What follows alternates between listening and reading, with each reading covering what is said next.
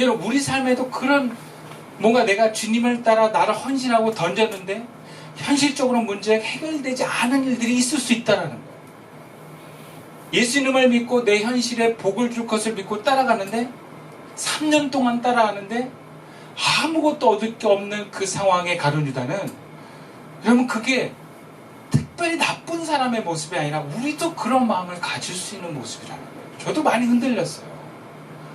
바리새인처럼 그 사람이 무언가 신앙에 문제가 있거나 조상에 문제가 있다고 결론을 내리면 괜찮지만, 예수를 잘 믿으면 현실에서 축복을 받는다는 신념이 있다면, 여러분, 현실에서 그것이 나타나지 않는 사람들에게는 어려움이 있고 혼란이 올 수 있어요.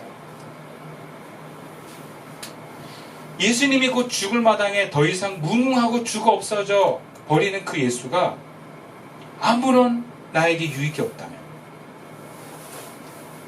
뭐 지고지순하고 현실 파악을 못하는 사나이라면 뭐 그 길 그대로 따라가겠지만, 그럼 가룟 유다처럼 아주 빠릿하고 현실 파악이 제대로 돼 있고 정치적 감각이 탁월한 사람은요,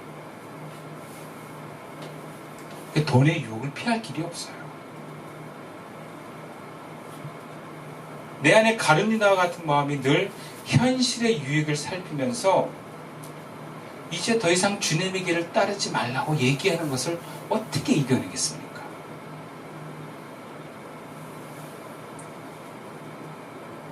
물론 현실의 어려운 가운데서도 하나님의 은혜가 없는 것은 아닙니다.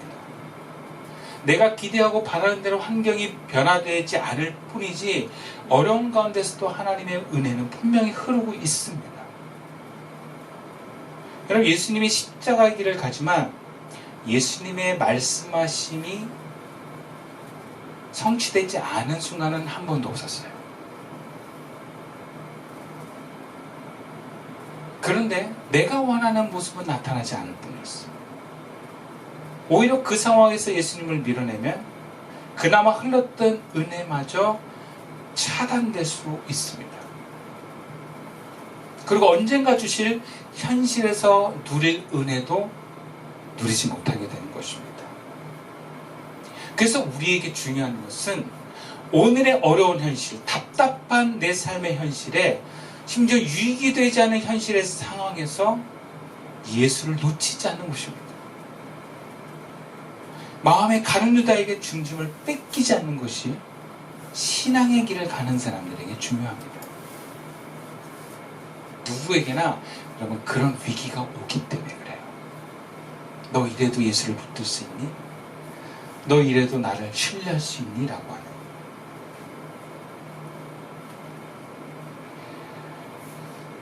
그렇다면 우리가 현실의 유혹이 막 오는 상황 속에서 어떻게 하면 그 사탄에게 마음을 빼앗기지 않고 주님의 말씀을 따라갈 수 있을까? 이것은 주님의 말씀을 따라가야 돼 라고 하는 이유 때문이 아니라 그럼에도 불구하고 주님을 따라갈 수 있는 힘과 용기와 믿음이 생기는 것이 그 목적이 있습니다. 첫 번째 오늘 본문 9절 말씀이에요. 함께 읽어볼까요? 시작. 여짜오되 어디서 준비하기를 원하시나이까. 여러분, 우리가 현실적인 어려움에 뭔가 펼치지 않는 현실의 상황에서 우리가 사단에게 마음을 뺏기지 않으려면요, 현실의 문제를 예수님께 간구하는 것입니다.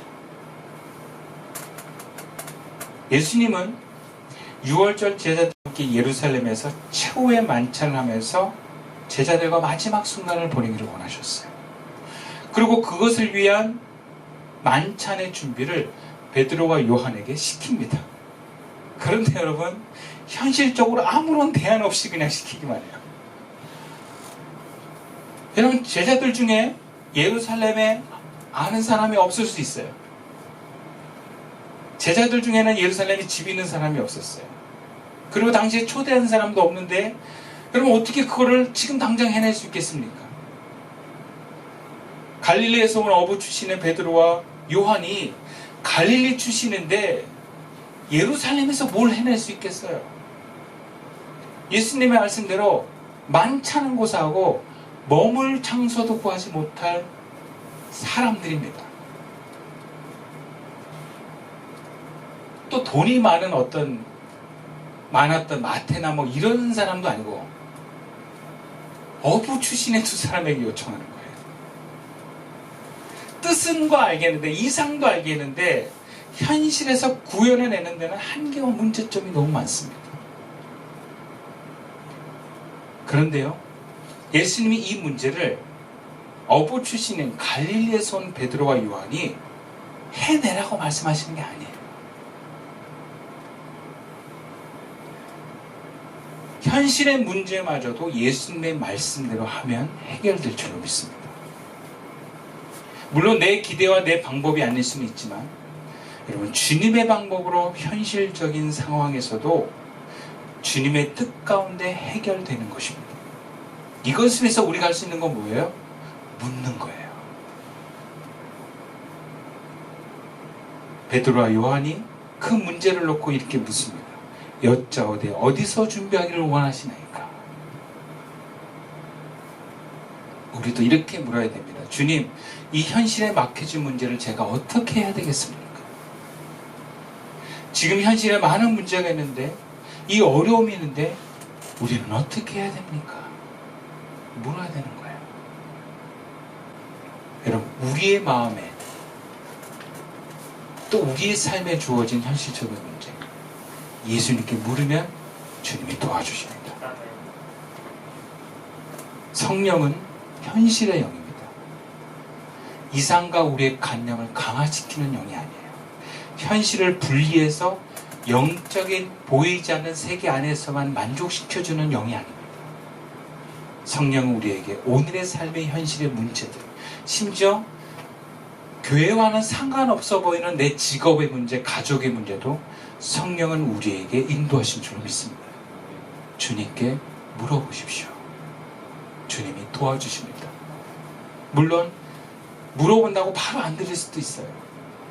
그래도 포기하지 말고 계속 물어보세요. 주님 어떻게 하죠? 주님 어떻게 해야 돼요? 그러면 주님이 생각을 주시기도 하고, 이렇게 해야 되겠다고 하는 감동도 주세요. 그리고 뭔가 찜찜하게 해서 더 이걸 놓고 기도하기도 합니다. 그리고 좀 큰 문제라면 여러분 교회에 물어보세요. 중요한 것은 내가 이 문제를 주님께 묻는 그 중심, 주님은 그 마음을 받으시고 우리를 인도하여 줄 줄 믿습니다. 두 번째로, 어려운 현실 속에서 예수님을 밀어내지 않는 선택을 하려면 본문 19절과 20절 말씀인데요, 제가 한 절 읽고 여러분들 한 절 읽겠습니다. 또 떡을 가져 감사기도 하시고 떼어 그들에게 주시며 이르시되 이것은 너희를 위하여 주는 내 몸이라. 너희가 이를 행하여 나를 기념하라 하시고, 이자는 내 피로 세우는 새 언약이니 너희를 위하여 세우는 것이라. 우리가 현실의 어려운 상황에서 예수님을 밀어내지 않으려면 예수님의 살과 피를 먹어야 됩니다. 예수님께서 유월절 만찬에서 떡을 나누시면서 내 몸이라 받아 먹어라 하셨어요. 그리고 제자들에게 주셨습니다. 그리고 포도주를 나누면서 이 잔은 내 피로 세우는 새 언약이다 라고 받아 마시라고 말씀하셨습니다. 여러분, 예수님이 이전까지 뭐라고 말씀하셨냐면 종말이 올 것이고 그 종말에서 너희들은 마음을 강하게 지켜나갈 것을 말씀하셨습니다. 어쩌면 예수님은 초대교회가 감당해야 될 현실적인 어려움을 예고하신 가운데 말씀하신 거예요. 근데 그들이 연약함 속에, 어쩌면 지금 예수님 십자가에 돌아가시는 상황에서 다 도망가 버리는 예수님의 제자들이라면 여러분, 그 종말적인 위협이 왔을 때 못 견뎌냅니다. 다 도망갑니다. 어떻게 해서 그 예수의 제자들이, 초대교회의 그리스도인들이 어려운 상황에서 감당하며 이겨나갈 수 있는 그 힘이 어디서 왔겠습니까? 마가의 다락방에 한 번의 성령의 불로 그 수십 년 이상의 감옥에 갇히고 죽임을 당하는 그 어려움의 현실에서 벗어날 수 있었겠습니까? 경제적인 어려움과 위협을 당한 속에서 다 이겨낼 수 있겠습니까? 마가의 다락방의 그 한 번이? 아니에요. 여러분, 초대교인들이 계속해서 반복적으로 했던 것이 무엇이냐? 성만찬이었어요. 그들은 날마다 저녁마다 모여서 함께 식사하며 떡을 떼며 포도주를 하는 때 이것은 주님의 살입니다. 이것은 주님의 피입니다라고 받아 마셨던 것입니다.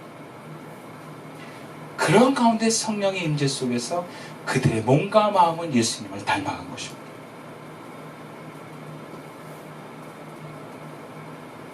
저는 이게 굉장히 중요한 말씀이에요. 그리고 또 한편은 굉장히 영적인 말씀입니다. 현실적으로는 그냥 눈에 보여지는 빵과 포도주일 뿐이에요.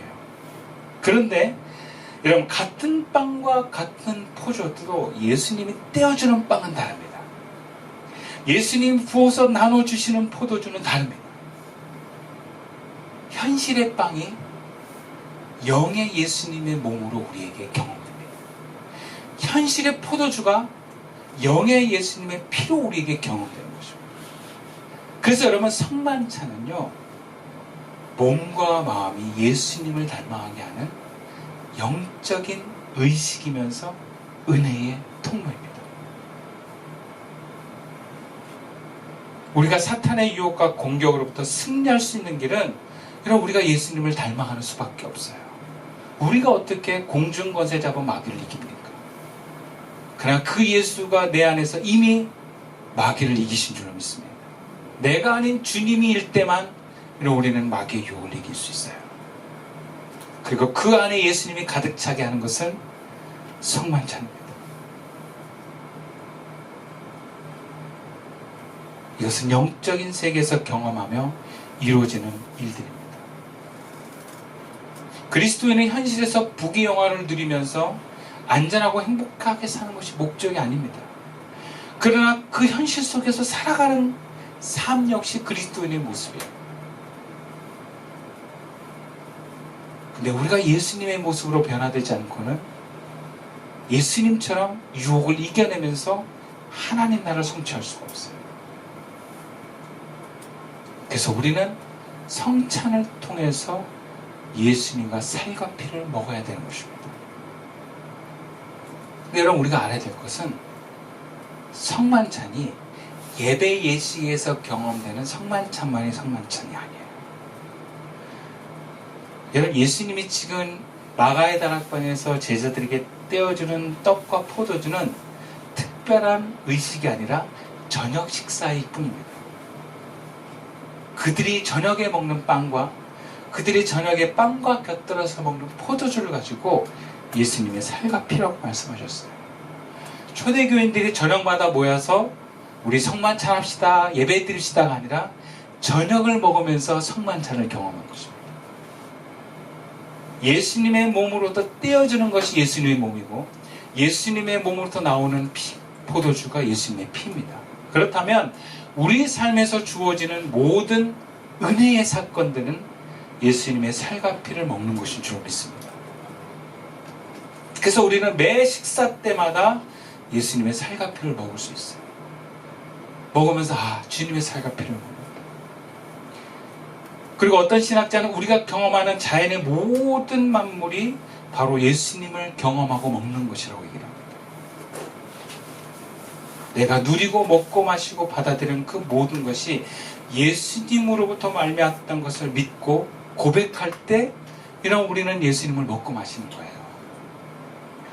주님이 나에게 이걸 주셨구나. 그러면서 주님이 나에게 오는 거예요. 이런 모든 사람이 어려운 현실을 살아가지만 어렵다 그래서 밥을 굶지는 않습니다. 모든 사람이 경제적인 어려움을 갖는다고 하지만 그래도 하나님이 주시는 은총의 사건들이 있습니다. 그럼 우리 삶에 주님이 주시는 떡과 포도주는 가득합니다. 아무리 내가 어려운 상황에 있어도 누리게 하십니다. 여러분, 그 순간마다 우리가 이건 주님의 살이다, 이건 주님의 피다 라고 먹고 마시면 우리는 예수님의 마음으로 변해되는 줄 믿습니다. 우리가 몰라서 그러지 모든 사람은 하나님의 은혜 가운데 있습니다. 우리에게 나타난 현실적인 주어지는 모든 것이 영적인 하나님으로부터 주어지는 것인 줄 믿습니다. 그래서 성경에 이런 말씀이 있어요. 모든 보이는 것은 보이지 않는 것으로 말미암았느니라. 여러분, 우리의 그리스도인의 사건은 사실 모두 영적인 사건입니다. 그러므로 보여지는 것은 우리에게 하나님의 허락하신 가운데 나타나는 현상이다라는 것을 잊지 마십시오. 우리의 모든 답답함과 두려움에서 벗어나 주님의 은혜를 구하는 삶으로 나아갑시다. 그래서 우리의 삶의 목적이 현실에서 얼마나 안락하고 안전한 집과 돈과 어떤 지위를 지키는 것에 있지 않고 주님을 닮아가는 것에 있다면, 여러분, 우리는 마귀의 유혹에 넘어지지 않고 승리하게 될 줄로 믿습니다. 말씀을 마치겠습니다. 현실의 어려움이 왔을 때, 건강이 약해지고 나빠지고 경제적인 어려움이 있고 내가 바라고 뜻하는 일들이 되지 않았을 때, 우리는 예수님을 슬그머니 밀어낼 수 있습니다. 가룟 유다가 늘 우리 마음에 있습니다. 그래서 현실이 중요하다고, 현실의 유익을 따지자고, 그래서 예수님의 길을 선택하지 말라고, 아니 나중에 선택하라고 우리에게 속삭입니다. 그럴 때 예수님께 간구합시다. 현실적인 문제가 나를 힘들게 할 때 예수님께 물어봅시다. 그리고 내 삶에 주어지는 모든 은혜가, 은총의 사건들이 예수님의 살과 피가 되어 예수님의 몸이 된다는 것을 믿으면서 주님을 붙들고 나아갑니다. 그래서 현실적으로도 은혜로운 삶을 누려가는 저와 여러분 될 수 있기를, 또 우리 시선교회 될 수 있기를 주님의 이름으로 축원드리겠습니다. 기도드리겠습니다.